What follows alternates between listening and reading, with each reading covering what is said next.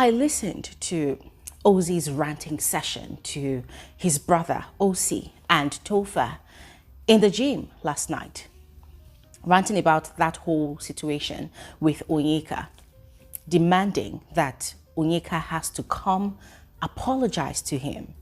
Onyeka has to come explain herself to him. And I was taken aback because it was just so glaring that that young man was playing the victim card in that whole situation. I mean, ladies and gentlemen, we know the story. We know the full story. We know Onyeka's role in that whole situation. We know Ozee's role in that whole situation. So listening to Ozee literally pile up all the blame against Onyeka and also bringing in his relationship status from out, with the person he's dating outside, trying to use it to sort of create some sort of emotional blackmail. I don't know if he was trying to, evoke the pity of the viewers. So people will say, oh my God, Onyeka is trying to break up Ozee's relationship. Guys, I don't know, but it just seemed like the guy was just literally shying away from taking accountability for his own contribution to that situation. Because ladies and gentlemen, come on. His rantings to me last night was completely incomplete. Yeah, probably close to tautology, but it's totally incomplete. Because yes, he was right about Onyeka, but it was the way he was consciously omitting his own role in that whole situation. And that's what we're going to talk about on this video. We're going to discuss it, all right? We're going to discuss the details of his conversation or his ranting session with his brother and Topher at the gym. And then we're going to reanalyze the situation, all right? To see if really Onyeka was wrong 100%, all right? And guys, I crave your indulgence. Please get engaged in this conversation. I would love to hear your thoughts about this one, as usual, all right, in the comment section below. So please go ahead and share. And you're all welcome to my channel. My name is Bbnaija. This is Frankly Speaking with Bbnaija, and I am the girl with the tea. And this is a special appreciation to every single one of you that have been actively liking my videos, sharing my videos, and engaging with my content. Thank you all so much. You are very much appreciated, yes. But guys, please keep up the momentum. Please like my videos. It is an indication to let me know that you enjoy my content, all right? So please like this video, give this video a thumbs up, and know that liking videos is actually free. You're not getting charged for anything. You're not paying for anything, all right? And yes, for those of you that are yet to subscribe, please do so to become a part of this community. Over here, we have so much fun analyzing reality TV shows, all right? And the Big Brother Naija No Lose Guard season is no exception, okay? Anyways, without further ado, let's just quickly continue with the rest of the video. If you all recall the aftermath of the Sunday live eviction show, there had been a bit of a clash, not a major one, of course, but there had been a bit of a clash between the Mbadwe twins and Onyeka in the kitchen. Ozee had been really livid, yes, because for him, initially, it was just a joke. But the fact that Ebuka had questioned Onyeka about it, and Onyeka had given that, slick response, trying to wriggle our way out of the situation and totally putting all the blame on Ozee, Ozee had not found it funny. He had been so upset. Now, throwing it back to Onyeka's response to Ebuka's question, Onyeka had claimed that most of the time when she's on her own, Ozee is the one that comes to her. Ozee is the one that's making it look like there's a triangle, Ozee is the one that gives attention to Victoria, and Ozee is the one that also gives attention to her. And so she does not know where to put her head. Like, Ozee is confusing her. So she just needs Ozee to be forthcoming with whatever he wants to do with her, so that she would know where to place her head and focus in the house. And so the fact that she had put it that way, I mean, Ozee had lost it, because Ozee was quite taken aback.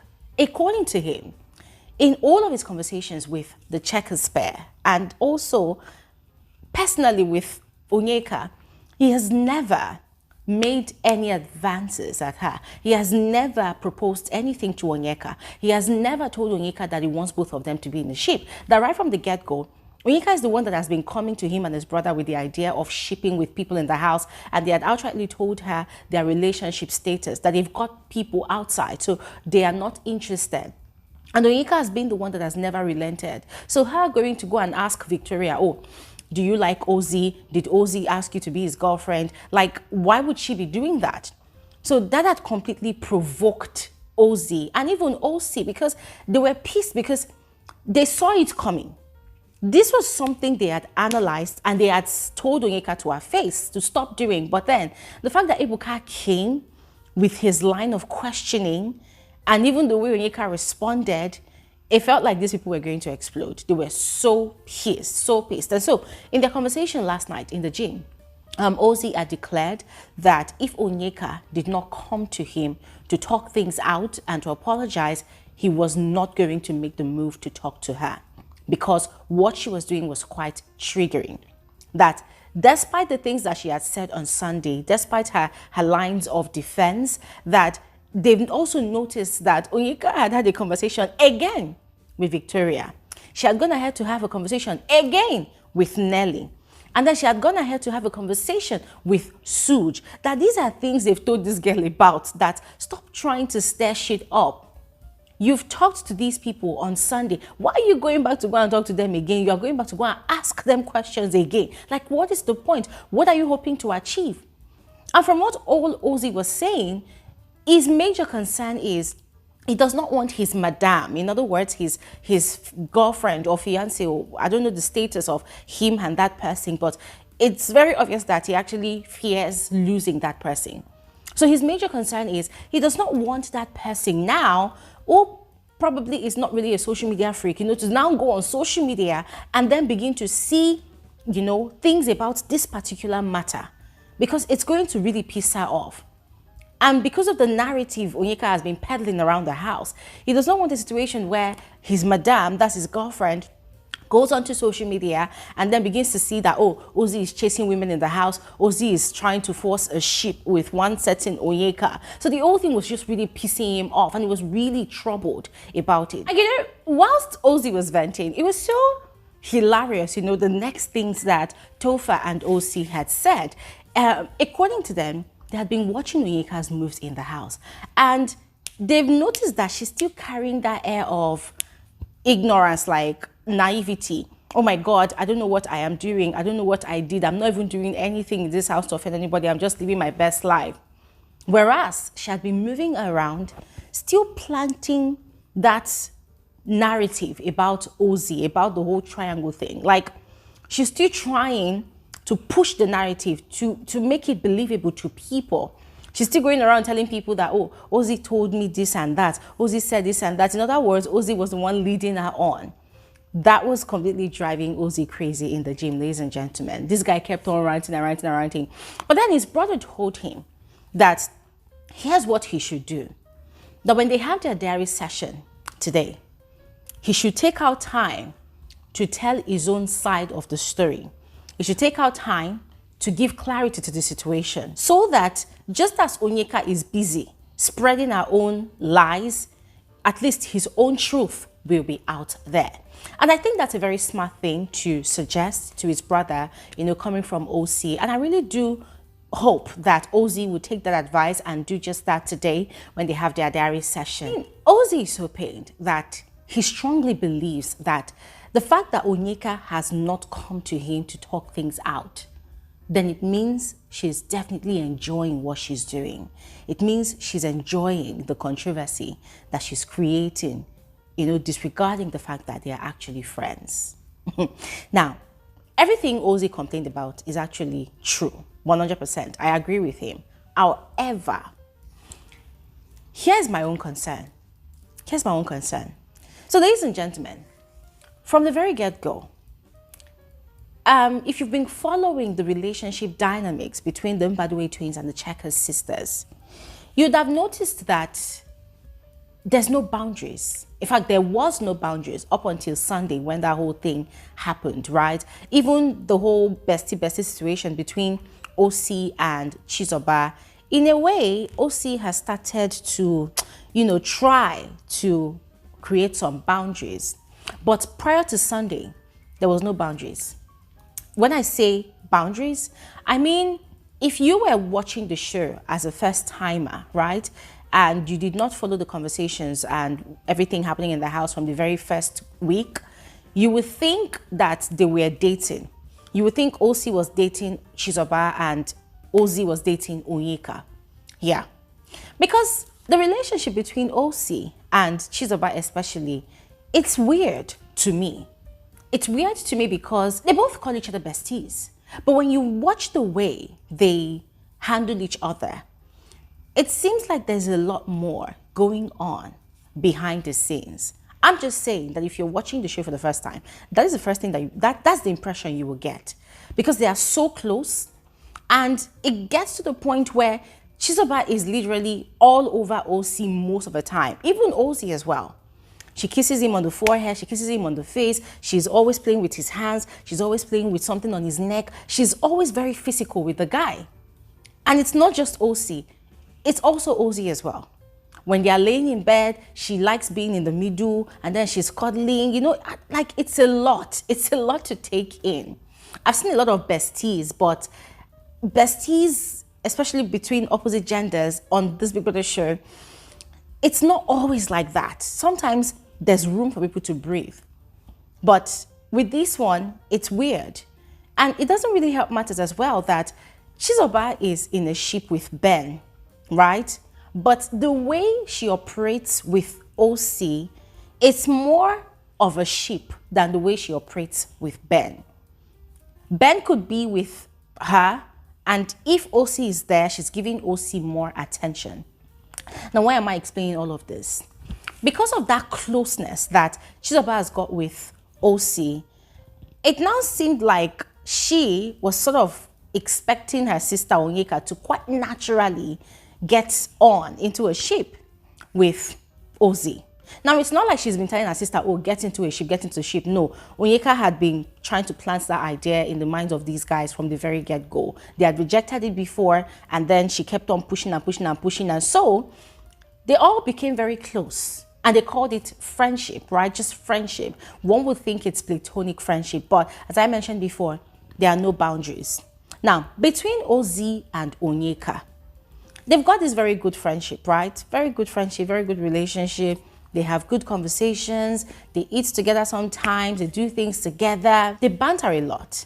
And sometimes Ozee reciprocates Onyeka's vulgar energy. You know, the whole thing about chopping somebody's snail, eating somebody's snail, you know, this and that, you know, sexualizing herself, talking about her bum, talking about her body. She's always sexualizing herself or even things or people around her. And Ozee indulges her a lot. To the extent that they will now hug. Sometimes you say, oh, let me carry you. He'll carry her. Sometimes you kiss her on the forehead. Sometimes when they are talking together, they are so close. I mean, watching how their friendship progressed up until last week, anybody that's just watching the show for the first time would think that Ozee is wooing Onyeka. Yes, Onyeka ensured that she did a lot of work, you know, getting to invest time and energy and resources around the house, you know, into getting Ozee to that point. But it now seemed like Ozee too started reciprocating that energy. So it's created the impression that he was liking Onyeka as well. It created the impression that he was having feelings for her. And he wanted them to be in a ship because he would stay up late at night talking. And she would ask him questions like, oh, what do you like about me? And he would tell her, you know, that kind of questions. It's more like talking stage. Yeah. Whatever they had, it was looking like talking stage. I mean, one time they even had a conversation where Ozee was upset with Onyeka that they had actually tried to prevent her from getting a microphone infringement, and she had not listened to him, but then she had ended up getting warned by Big Brother. And then he was telling her that, oh, you know, I can take a bullet for you. You don't just tell your bestie that, or somebody you just met in Big Brother's house. So from all indications on Ozee's part, it seemed like he was leading Onyeka on. It seemed like he was giving Onyeka the green light.